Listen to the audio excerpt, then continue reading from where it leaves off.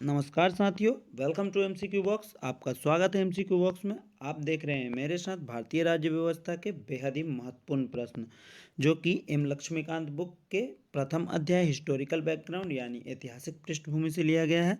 तो आज top 15 question हम देखेंगे साथियों। तो अब तक आपने चैनल को लाइक एंड सब्सक्राइब नहीं किया है तो प्लीज़ एमसीक्यू बॉक्स को लाइक करें एंड सब्सक्राइब करें एंड दोस्तों को शेयर करना ना भूलें। तो पहला क्वेश्चन देखते हैं साथियों।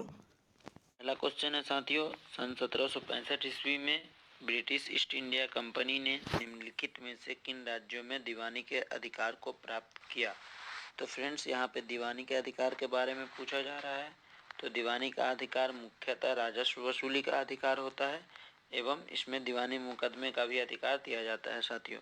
तो यह एक तस्वीर है जिसमें आप देख सकते हैं मुगल बादशाह शाह आलम अंग्रेजों को यह अधिकार दे रहे हैं साथियों। तो यह अधिकार किन राज्यों में दिया गया था, आइए ऑप्शन देखते हैं। तो ऑप्शन ए है आपका बंगाल, बिहार एवं मद्रास। ऑप्शन बी है आपका बिहार, बंगाल और उड़ीसा। ऑप्शन सी है आपका बंगाल, बिहार और मैसूर। और ऑप्शन डी पे आपका दिया गया है साथियों बंगाल, उड़ीसा और बॉम्बे। तो इसका राइट आंसर हो जाएगा बिहार, बंगाल और उड़ीसा साथियों। और इसके साथ दो और राज्य थे साथियों, जिसमें झारखंड एवं वर्तमान में बांग्लादेश आता है साथियों। और यह अधिकार मुगल बादशाह शाह आलम ने मात्र 26 लाख रुपए वार्षिक में यह अधिकार उन्हें दे दिया था। तो यह काफी इंपॉर्टेंट क्वेश्चन है साथियों। नेक्स्ट क्वेश्चन है साथियों, ब्रिटिश ईस्ट इंडिया कंपनी के कार्यों को नियमित और नियंत्रित करने के लिए कौन सा अधिनियम लाया गया। तो साथियों, यहाँ पे नियमित और नियंत्रित करने के बारे में पूछा जा रहा है। ऑप्शन देखते हैं। ऑप्शन ए पे है आपका 1784 Pitt's India Act. Option B है आपका 1773 का रेगुलेटिंग एक्ट। और ऑप्शन सी है आपका 1786 का अधिनियम। और ऑप्शन डी है आपका 1781 का अधिनियम। तो साथियों, इसका राइट आंसर हो जाएगा आपका ऑप्शन बी 1773 का रेगुलेटिंग एक्ट। और इसके द्वारा बंगाल का governor general lord Warren Hastings को बनाया गया साथियों, जिसका आप एक पिक्चर देख सकते हैं। ये लॉर्ड वारेन हेस्टिंग का पिक्चर है। तो काफी इंपॉर्टेंट क्वेश्चन है साथियों। नेक्स्ट नंबर 5 क्वेश्चन देखते हैं साथियों। 1784 पीट्स इंडिया अधिनियम के अनुसार निम्नलिखित कथनों पर विचार करें। तो निम्नलिखित कथनों में प्रथम कथन दिया गया है साथियों, द्वैत शासन का आरंभ किया गया। सेकंड कथन दिया गया है आपको, कंपनी के कार्यों व प्रशासन पर सर्वप्रथम नियंत्रण पा लिया गया। और तीसरा स्टेटमेंट दिया गया है आपका, इसने कंपनी के राजनीतिक व वाणिज्यिक कार्यों को पृथक पृथक कर दिया। और लास्ट स्टेटमेंट दिया गया है, पहली बार कंपनी आधिपत्य क्षेत्र को ब्रिटिश आधिपत्य कहा गया। तो साथियों, इस प्रकार के क्वेश्चन को सॉल्व करने के लिए आपको सबसे पहले स्टेटमेंट्स को बढ़िया से पढ़ना होगा और ध्यान देना होगा कि इसमें कौन कौन सा गलत दिया गया है। तो साथियों, इसमें पहला स्टेटमेंट बिल्कुल सही है, द्वैत शासन का आरंभ किया गया था पीट्स इंडिया एक्ट के द्वारा। और इसका दूसरा ऑप्शन गलत है साथियों, क्योंकि 1773 में सर्वप्रथम नियंत्रण पा लिया गया था कंपनी के ऊपर। और चौथा और पांचवा ऑप्शन भी सही है। तो इसका राइट आंसर हो जाएगा थर्ड, जहाँ पे उसको कैंसिल कर देते हैं तो ये गलत हो जाएगा साथियों, ये गलत हो जाएगा। और इसका ये दोनों सही है, तो इसका ऑप्शन बी राइट आंसर हो जाएगा साथियों। तो इसको ऑप्शन बी के साथ हमें जाना होगा। तो काफ़ी इंपॉर्टेंट क्वेश्चन है। इस प्रकार का क्वेश्चन यूपीएससी में बार बार पूछा जाता है साथियों, तो इसे हम ध्यान। 6, ईस्ट इंडिया कंपनी को किस अधिनियम के अंतर्गत समाप्त कर दिया गया है। यह काफ़ी इजी क्वेश्चन है साथियों, इसका आंसर आप सभी को पता होना चाहिए। तो इसका ऑप्शन देख लेते हैं। 1858 का भारत सरकार अधिनियम, 1853 का चार्टर अधिनियम, 1861 का भारत परिषद अधिनियम और 1919 का भारत शासन अधिनियम। तो इसका राइट आंसर हो जाएगा साथियों 1858 का भारत सरकार अधिनियम। और इसके द्वारा डायरेक्ट अंग्रेजों के हाथ में भारतीय सत्ता चला गया था। और यह लास्ट डे ऑफ कंपनी का वर्किंग डे था साथियों, जिसका आप एक तस्वीर यहाँ पे देख सकते हैं। नेक्स्ट क्वेश्चन देखते हैं साथियों।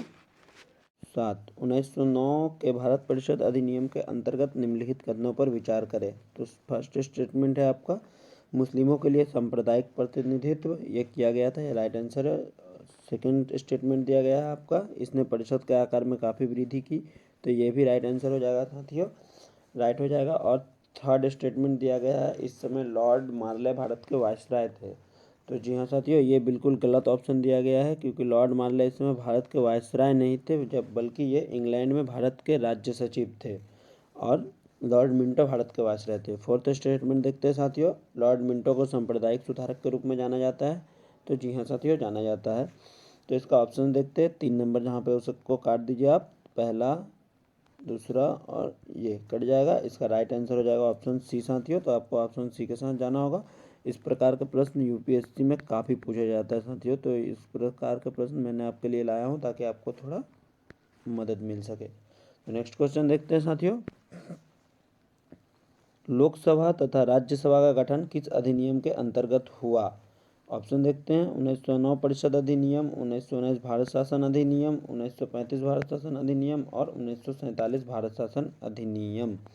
तो साथियों इसका राइट आंसर हो जाएगा आपका 1919 भारत शासन अधिनियम। और यह एक लोकसभा का तस्वीर है साथियों जिस पर ग्रीन कारपेट बिछा हुआ है, और यह एक राज्यसभा का तस्वीर है जिसमें रेड कारपेट बिछा हुआ है साथियों। तो यह पहचान करने की एक इजी वे है साथियों। तो यह काफ़ी इजी क्वेश्चन था। नेक्स्ट क्वेश्चन देखते हैं। नंबर 9, स्वतंत्र भारत का पहला शिक्षा मंत्री कौन था? तो शिक्षा मंत्री के बारे में पूछा जा रहा है। ऑप्शंस देखते हैं। Sardar Vallabhbhai Patel, John Mathai, doctor B R. Ambedkar और एपीजे अब्दुल कलाम। तो साथियों इसका राइट आंसर हो जाएगा एपीजे अब्दुल कलाम। और यह एपीजे अब्दुल कलाम का पिक्चर है साथियों जो कि काफ़ी पुराना है, आप देख सकते हैं। Next question 10 number, charter act 1813 के संबंध में निम्नलिखित कथनों पर विचार करें। कथन दिया गया है साथियों। तो पहला कथन देखते हैं। चाय तथा चीन को छोड़कर इसने भारत में ईस्ट इंडिया कंपनी के व्यापारिक अधिकार को समाप्त कर दिया। दूसरा कथन देखते हैं। कर के भुगतान न करने पर दंड की व्यवस्था की गई। तीसरा कथन देखते हैं। कंपनी शासित क्षेत्र पर ब्रिटेन के राजा यानी ब्रिटेन के क्राउन के प्रभुता को प्रकट व स्थापित किया गया। और चौथा कथन है साथियों, इसने बोर्ड ऑफ कंट्रोल के नाम से एक नए निकाय का गठन किया।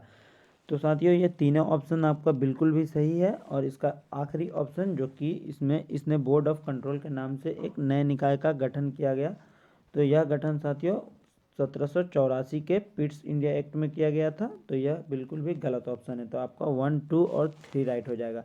तो देखते हैं ऑप्शन बी पे है आपका 1, 2 और 3। तो ये राइट आंसर हो जाएगा साथियों। इस प्रकार का प्रश्न यूपीएससी में काफ़ी बार पूछा गया है, इसलिए मैं यह क्वेश्चन आपके लिए लेकर आया हूँ। नेक्स्ट क्वेश्चन 11, केंद्रीय लोक सेवा आयोग का गठन कब किया गया? ऑप्शन देखते हैं साथियों। 1926, ऑप्शन बी है आपका 1927, ऑप्शन सी है आपका 1928 और ऑप्शन डी है आपका 1929।